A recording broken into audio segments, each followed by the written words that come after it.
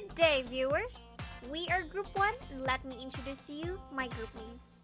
I am Aleya Ampaso.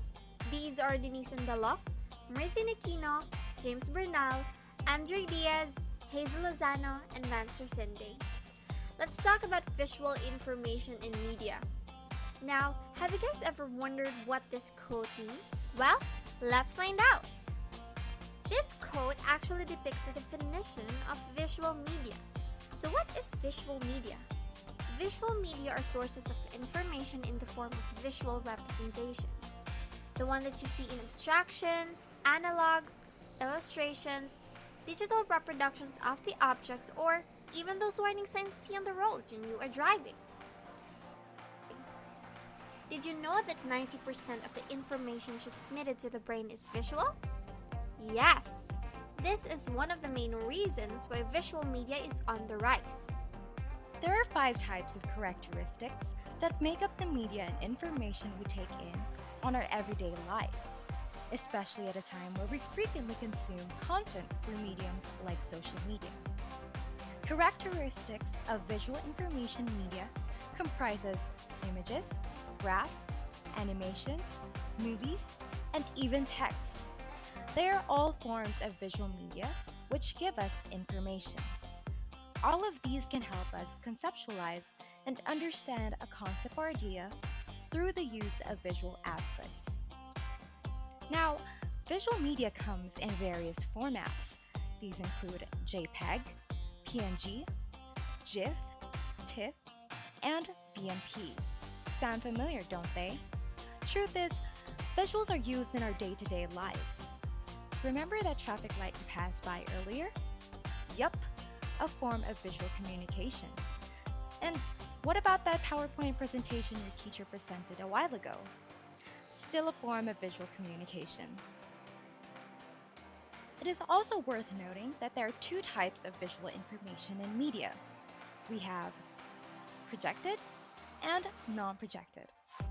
Projected media refers to media formats in which pictures are enlarged and displayed on the screen.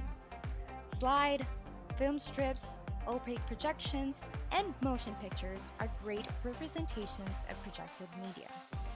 Now, from the word non-projected, these pertains to aids that are used without any projection.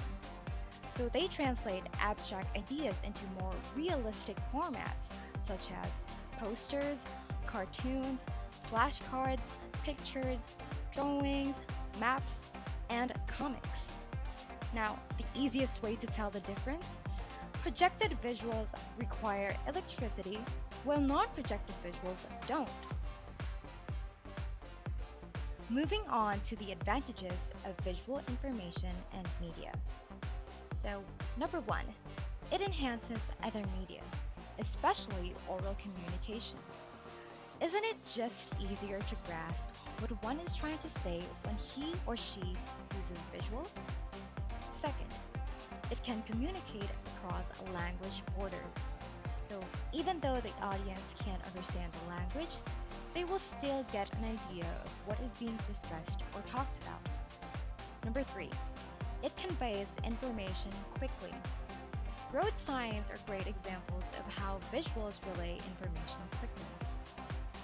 Now, what about the limitations?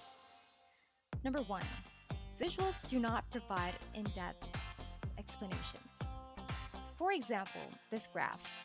It's just there to represent a brief summary of the results of the topic. It is not there to explain why those numbers arrived to such variations. Second, visuals require well-designed presentation or material.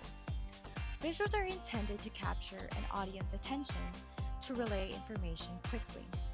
However, if a visual aid is not properly designed for its intended use and audience, it can lead to a breakdown in communication. Worse, it can even be misinterpreted. Now, we will talk about visual message design. Visual message design involves the appropriate considerations of visual perceptions when designing an instructional program. The purpose of visual message design is to gain attention, create meaning, and facilitate retention. Visual perception is the way people see pictures. There are three types of visuals. 1.